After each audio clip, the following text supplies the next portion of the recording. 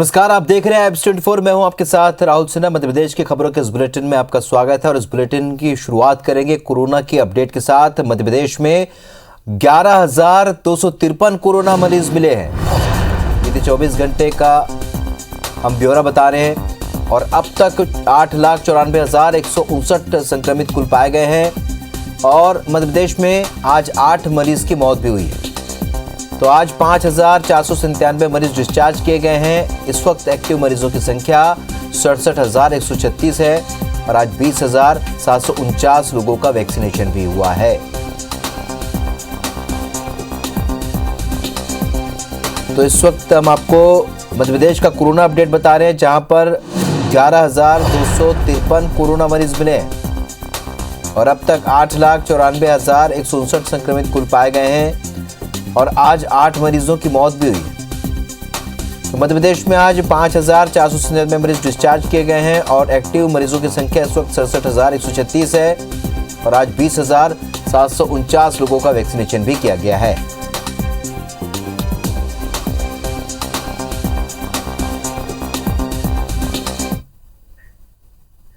बढ़ते आगे, 40 करोड़ की लागत से बने भोपाल के सुभाष नगर आरओबी का आज लोकार्पण किया गया। सीएम शिवराज सिंह चौहान ने इसकी शुरुआत की। लोकार्पण के साथ ही ब्रिज से ट्रैफिक का आवागमन शुरू हो गया है। इसके पुराने होने से नए पुराने शहर की कनेक्टिविटी बेहतर होगी। वहीं इस ब्रिज से करीब 3 लाख लोगों को हर रोज फायदा मिलेगा। लोकार्पण कार्यक्रम के दौरान पीडब्ल्यूडी मंत्री गोपाल भार्गव और चिकित्सा शिक्षा मंत्री विश्वास सारंग भी मौजूद रहे। विश्वास सारंग ने कहा कि नरेला विधानसभा में ऐसे 5 ब्रिज बन चुके हैं और अब 6ठे की तैयारी है। वहीं गोपाल भार्गव ने सीएम शिवराज की जमकर तारीफ की। साथ ही सरकार के काम गिनाते हुए कहा कि मध्य प्रदेश में 4300 करोड़ की लागत से 105 आरओबी और 1600 करोड़ की लागत से 260 पुल पुलिया का निर्माण हो रहा है। वहीं सीएम शिवराज ने कहा कि हम हर वर्ग को ध्यान में रखते हुए लगातार काम कर रहे हैं और विकास की बयार यूं ही बहती रहेगी। इसके बाद मुख्यमंत्री ने खुली जीप में ब्रिज का निरीक्षण भी किया।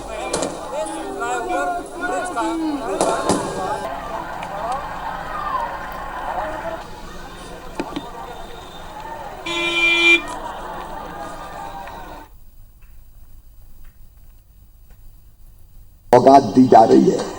ये रेलवे का ओवरब्रिज बन रहा है। हम लोगों ने कभी कहा था flyover city Bhopal, metro city Bhopal. अब मेट्रो अब बनते हुए देख रहे हैं। IT city Bhopal, heritage city Bhopal, green city Bhopal, clean city Bhopal. Bhopal को नए स्वरूप में उभार के पूरे हिंदुस्तान में स्थापित करने का काम आपके सहयोग से किया जाएगा। हमें रेलवे की पटरी का पार करना होता था। हमने माननीय मुख्यमंत्री जी से निवेदन किया, 1 नहीं, 2 नहीं, 3 नहीं, 4 नहीं, 5 फ्लाईओवर की सौगात माननीय मुख्यमंत्री जी ने नरेला विधानसभा में दी। और हमारा भोपाल तो आनंद का स्थान हो गया है।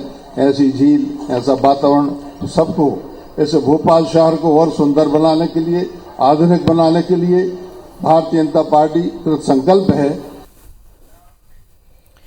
सीएम शिवराज सिंह चौहान ने आज सागर का दौरा किया। पार्टी की बूथ विस्तारक योजना के तहत बूथ समिति की बैठक में वो शामिल हुए।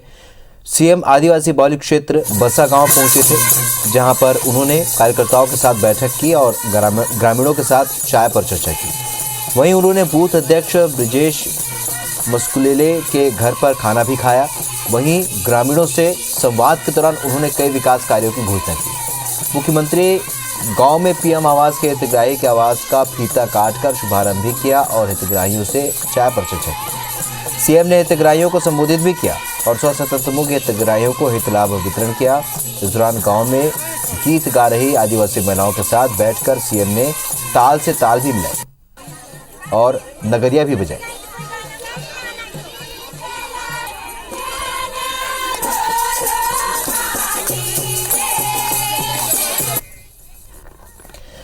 पूर्व सीएम दिग्विजय सिंह और कमलनाथ ने मुख्यमंत्री निवास पर सीएम शिवराज सिंह चौहान से मुलाकात की। सुठालिया और टेम परियोजना के तहत डूब में आने वाले गुना, राजगढ़, विदिशा और भोपाल जिले के प्रभावित किसानों के प्रतिनिधि भी उनके साथ थे। उन्होंने सीएम के सामने डूब प्रभावितों की समस्याएं रखी। सीएम ने इसे लेकर उचित कदम उठाने का भरोसा दिया। दिग्विजय सिंह ने कहा कि हमने अपनी परेशानी बता दी, अब समाधान तब निकलेगा जब उस पर कार्रवाई होगी। वहीं कमलनाथ ने कहा कि प्रभावित किसानों को लेकर दिग्विजय के नेतृत्व में मुख्यमंत्री से मुलाकात हुई। किसानों को मुआवजा नहीं मिल रहा है, इस बारे में मुख्यमंत्री को जानकारी दी है। इस मुलाकात को लेकर उच्च शिक्षा मंत्री मोहन यादव ने कहा कि दिग्विजय सिंह सुर्खियों में बने रहने के लिए ये सब करते हैं। उन्होंने अपने व्यवहार के बारे में उन्हें विचार करना चाहिए।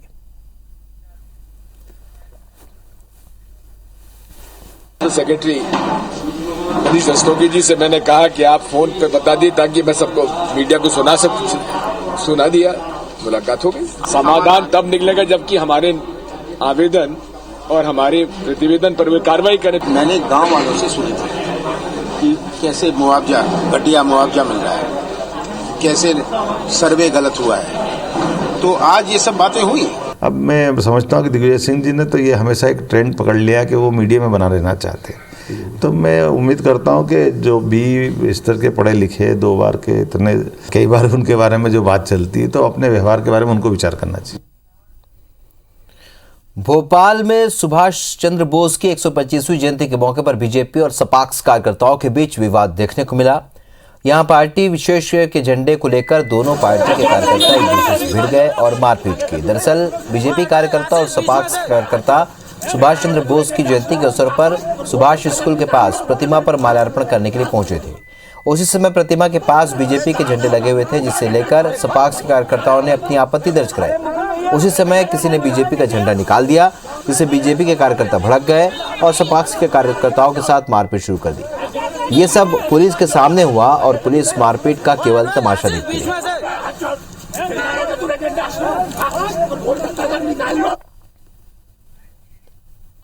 यूपी विधानसभा चुनाव को लेकर बीजेपी ने इंदौर में भी तैयारियां शुरू कर दी हैं। इंदौर में रहने वाले उत्तर प्रदेश के मूल निवासियों को रिझाने के लिए बीजेपी नेता उनके साथ लगातार बैठकें कर रहे हैं। बीजेपी सांसद शंकर लालवानी ने यूपी के मूल निवासियों के साथ बैठक की। बैठक में अलग अलग वर्ग के लोग मौजूद थे, जो कि सालों पहले इंदौर में आकर बस चुके हैं, लेकिन उनके रिश्तेदार उत्तर प्रदेश में रहते हैं। इन सभी को योगी सरकार की उपलब्धियां बताई गई ताकि मतदाताओं को बीजेपी के पक्ष में लाया जा सके। इंदौर में यूपी के करीब 1 लाख लोग रहते हैं, जो कि छोटे रोजगार से लेकर बड़े पदों पर पदस्थ हैं। इन सभी के साथ मुलाकात की जा रही है ताकि बीजेपी के पक्ष में माहौल बना सके।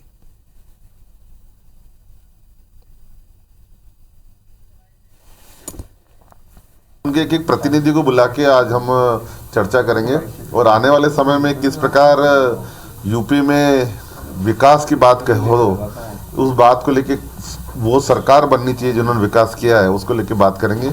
आज उसी के प्रति आज एक छोटी बैठक रखी गई है। आने वाले समय में हम और बैठकें भी रखेंगे। अपने परिवार के लोगों को इन्फ्लुएंस करने की इसलिए ज़रूरत नहीं है कि वो विकास खुद देख रहे हैं और महसूस कर रहे हैं। गांव में नल पहुंच गया, नल का पानी गांव के लोग पिएंगे। उन्होंने कभी कल्पना नहीं करी थी कि गांव में भी नल पहुंच जाएगा। तो नल का जल अगर गांव में पहुंच जाएगा तो विकास आपको बोलने की ज़रूरत नहीं पड़ेगी। इस तरीके से विकास काफ़ी अच्छा हुआ है और स्वास्थ्य और एजुकेशन में भी काफ़ी बेहतर हुआ है। मध्य प्रदेश में उच्च शिक्षा मंत्री मोहन यादव ने एक बार फिर साफ कर दिया है कि प्रदेश में परीक्षाएं हर हाल में ऑफलाइन मोड पर ही आयोजित होंगी। उनके मुताबिक शिक्षा की गुणवत्ता के स्तर को बनाए रखना सबसे बड़ी चुनौती है, क्योंकि बच्चों को केवल डिग्रियां ही नहीं बांटी जा सकती। इसलिए बच्चों के भविष्य को देखते हुए ऑफलाइन परीक्षाएं करवाई जा रही हैं। सरकार की कोशिश है कि मार्च में होने वाली महाविद्यालयीन परीक्षाओं में शामिल करीब 18 लाख परीक्षार्थी ऑफलाइन तरीके से शामिल हों। इसके लिए सभी अतिरिक्त संचालकों और विश्वविद्यालयों को आवश्यक निर्देश दिए जा रहे हैं।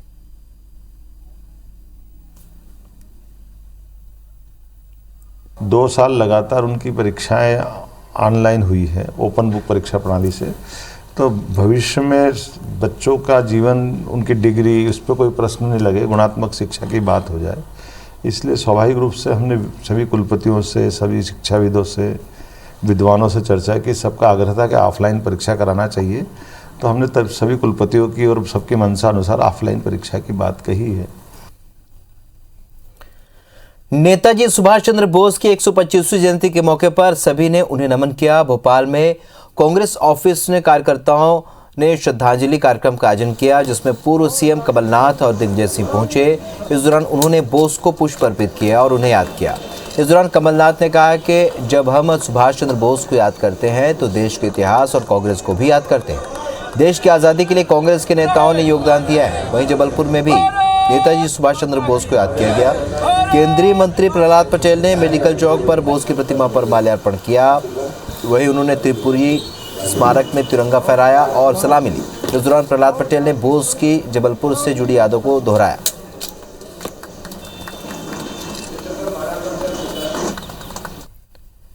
इधर नेताजी सुभाष चंद्र बोस की जयंती पर छत्तीसगढ़ की राज्यपाल अनुसुईया उइके छिंदवाड़ा में आयोजित कार्यक्रम में शामिल हुई। इस दौरान उन्होंने कहा कि सुभाष चंद्र बोस देश के स्वतंत्रता आंदोलन के महानायक थे। उनके राष्ट्र के प्रति त्याग और बलिदान की भावना ने भारतीय स्वतंत्रता आंदोलन को एक नई दिशा दी। देश में नेताजी की जयंती को पराक्रम दिवस के रूप में मनाया जा रहा है। राज्यपाल ने कहा कि आज़ादी की लड़ाई में शामिल छिंदवाड़ा के स्वतंत्रता संग्राम सेनानियों के जन्मस्थली पर उनका स्मारक बनाया जाए। कार्यक्रम में वर्ष 1971 के युद्ध के सैनिक और विभिन्न क्षेत्र में उपलब्धि हासिल करने वाले प्रतिभाओं का भी सम्मान किया गया। राज्यपाल ने कहा कि हम फाउंडेशन भारत और नगर पालिका निगम के संयुक्त तत्वाधान में डॉक्टर आपके वार्ड रथ को हरी झंडी दिखाकर उन्होंने रवाना किया।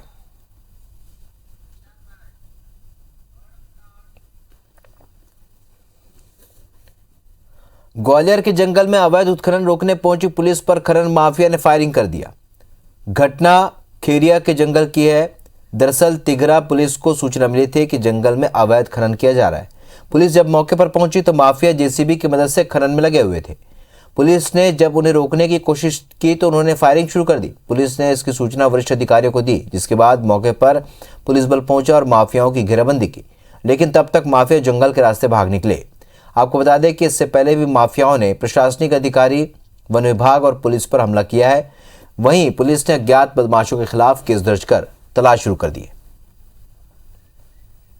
पत्थरों की खुदाई हो रही थी तो पुलिस को आता देख ये लोग हवाई फायर करते हुए भाग गए।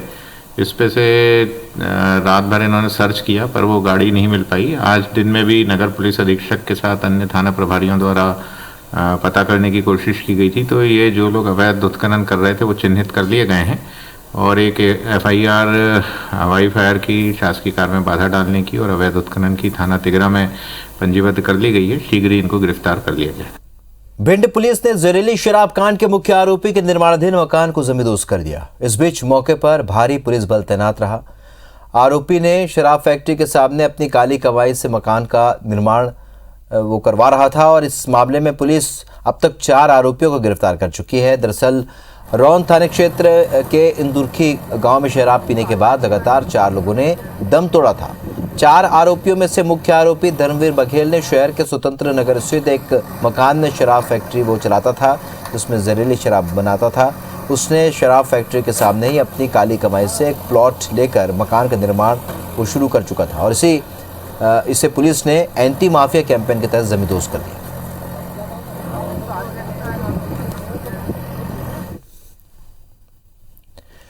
बिजली मीटर की रीडिंग लेने गए अस्थायी बिजली कर्मचारियों के साथ रहवासियों ने मारपीट कर दी और मारपीट का वीडियो वायरल होने पर पुलिस ने दोनों तरफ से आवेदन लेकर आगे की जांच शुरू कर दी है। असल में इंदौर के शालीमार प्लेस चंदन नगर में बिजली मीटर की रीडिंग लेने गए कर्मचारी के साथ स्थानीय लोगों ने मारपीट की। बताया जा रहा है कि अस्थायी बिजली कर्मचारी मीटर की रीडिंग ले रहे थे, तभी मारपीट की गई। मारपीट का वीडियो सोशल मीडिया पर वायरल हो रहा है। फिलहाल पुलिस मामले की जांच कर कार्रवाई की बात कह रही है।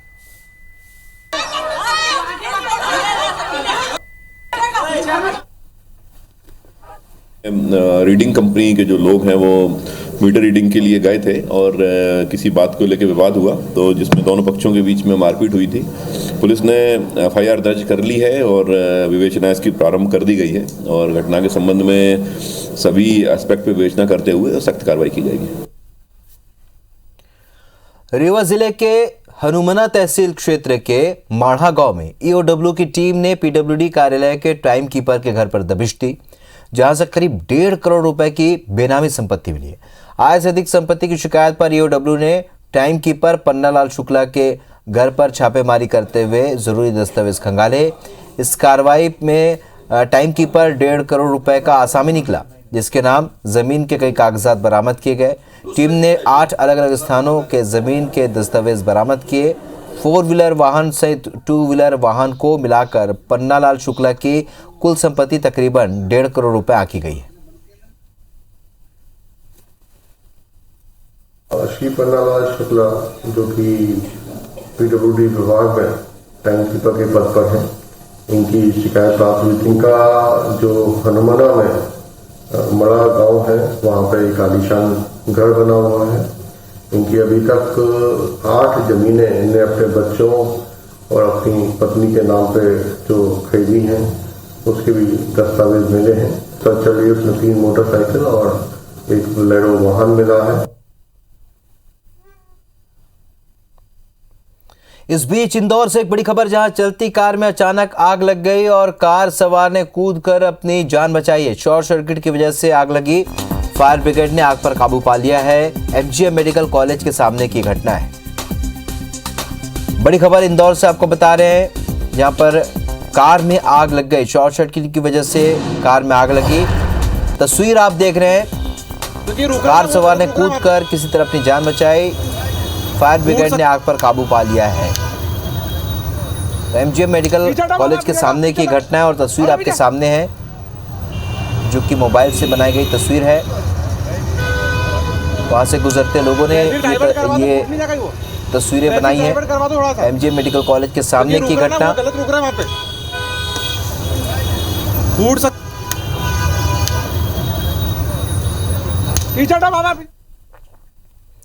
हरदा जिले के ग्राम रूठूवाला और रकटकिया के 17 आदिवासी मजदूरों को कर्नाटक के बीजापुर से छुड़वाया गया है।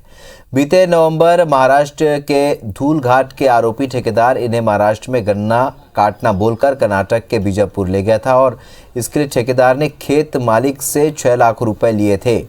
वहीं 17 मजदूरों को 5-5 हज़ार रुपए ही एडवांस में दिए गए थे और जब काम खत्म होने पर सभी मजदूर अपना घर आना चाह रहे थे तो आरोपी खेत मालिक के द्वारा मारपीट करते हुए उनको बंधक बनाकर रखा गया। जहां मजदूरों ने किसी तरह फोन पर अपने परिजनों से संपर्क किया और इसकी सूचना जब सामाजिक कार्यकर्ता करुणा शंकर शुक्ला को मिली तो उन्होंने कर्नाटक के डीजीपी और कमिश्नर से संपर्क कर बंधक मजदूरों के बारे में अवगत कराया, जहां पर डीजीपी तुरंत एक्शन लेते हुए टीम गठित कर बंधक मजदूरों को वहां से मुक्त कराया। महाराष्ट्र गन्ना काटने के लिए ले जाने के बोलने के कर्नाटक में ले गए और हमारे साथ मारपीट किया, हमारे साथ में बंधक बना के रखा हमको। ये 17 मजदूर हैं और इसमें महिला पुरुष दोनों शामिल हैं। ठेकेदार सर महाराष्ट्र के दोनों रहने वाले हैं, ये जानते भी हैं। इनसे पूर्व में भी संपर्क में था, राजकुमार सीताराम से ये संपर्क में है और इनके संपर्क में ही है। वो अभी तो फरार हो गए हैं, कर्नाटक में ही है, लेकिन ये जानते हैं, उनका घर भी इन्होंने देखा है। इंदौर के कई इलाकों में चाइनीज मांझे बैन के बाद भी धड़ल्ले से बिक रहे हैं और इसी की चपेट में आने से एक युवक की गले की नस कट गई, जिसे गंभीर हालत में एमवाई अस्पताल में भर्ती कराया गया है। मामला सेंट्रल कोतवाली इलाके का है, जहां पर शास्त्री ब्रिज से उतरते वक्त 30 साल का मुलायम सिंह चाइना डोर से गले और हाथ पर उसे गंभीर चोट आ गई। फिलहाल युवक की हालत पहले से ठीक बताई जा रही है। पुलिस अज्ञात लोगों के खिलाफ केस दर्ज कर जांच में जुट गई है।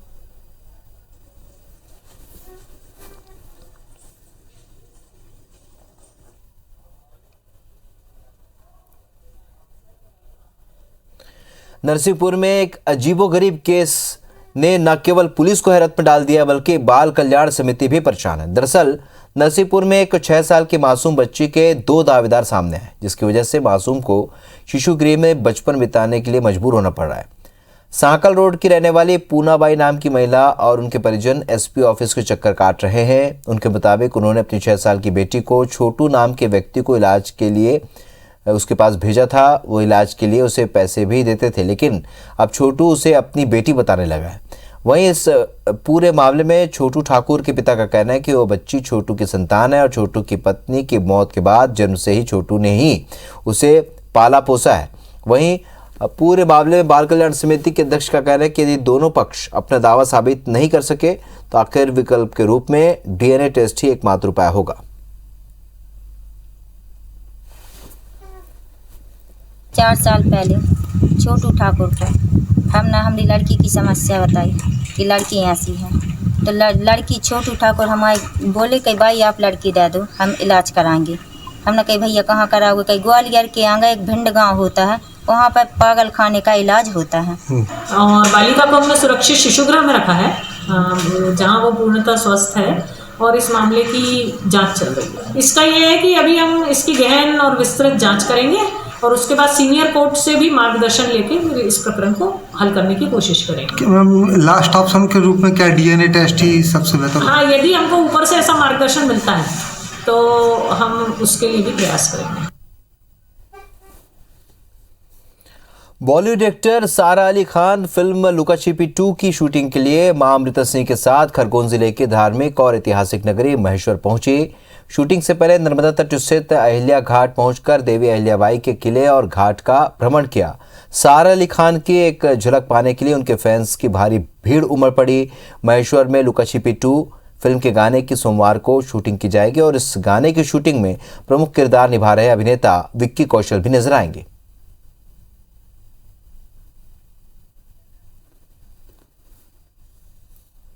तो मध्य प्रदेश की खबरों में फिलहाल इतने, लेकिन ताज़ा अपडेट के लिए आप बने रहिए IBC 24 के साथ। नमस्कार।